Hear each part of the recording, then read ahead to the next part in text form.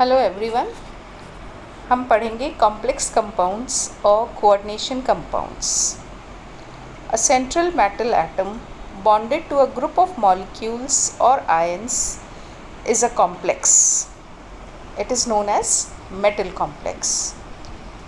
If it is charged, it's a complex ion. Now compounds containing complexes are coordination compounds. It is one and the same thing. We can say complex compounds or coordination compounds. The molecules or ions coordinating to the metal are the ligands. जो भी केंद्रीय धातु ion के साथ में groups जुड़े हुए होते हैं उन्हें हम लिगेंड्स कहते हैं। लिगेंड्स जो है न्यूट्रल मॉलिक्यूल्स भी हो सकते हैं या नेगेटिव आयन्स भी हो सकते हैं। They are usually anions or polar molecules. They must have lone pairs to interact with the metal. इनके पास में यदि न्यूट्रल मॉलिक्यूल्स हैं तो उनके पास में लोन पेयर्स होने चाहिए या negative ions. Now what is a coordination?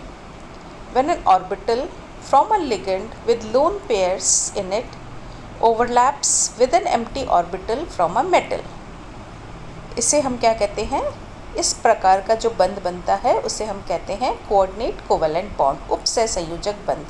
यानी कि जो लिगेंड्स हैं जिनके पास में लोन पेयर ऑफ इलेक्ट्रॉन्स हैं उनके जो फील्ड ऑर्बिटल्स हैं वो धातु के एम्प्टी ऑर्बिटल्स, मोस्टली जो मेटल्स होते हैं वो ट्रांजिशन मेटल्स होते हैं जिनके पास में वेकेंट डी ऑर्बिटल्स होते हैं। तो लिगेंड्स के फील्ड ऑर्बिटल्स और धातु के जो एम्प्टी ऑर्बिटल्स होते हैं इनके बीच में ओवरलैपिंग होती है और ligands lone pair of electrons धातु को डोनेट करते हैं और जो बंध बनता है वो कहलाता है coordinate covalent bond. So ligands must have lone pairs of electrons. Now metal ligand bond, this bond is form between a Lewis acid and a Lewis base.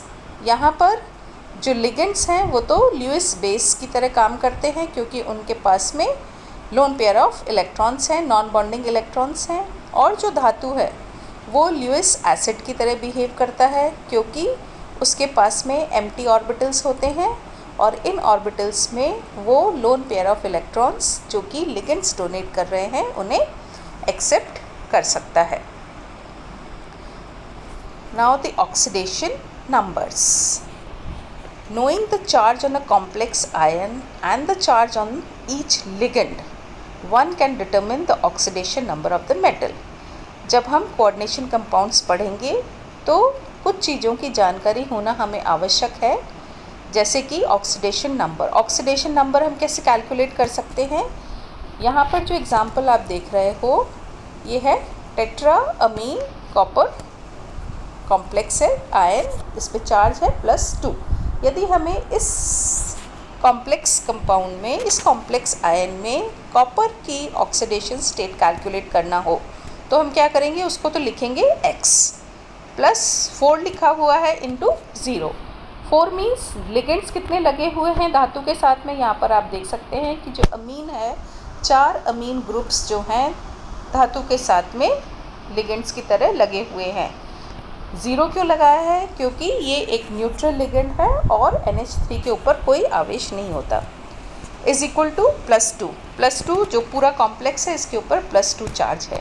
Now if we write x +4 is equal to +2 तो यदि 4 इधर जाएगा तो जो oxidation number है वो कितना आ गया? x की वैल्यू आ जाएगी 2।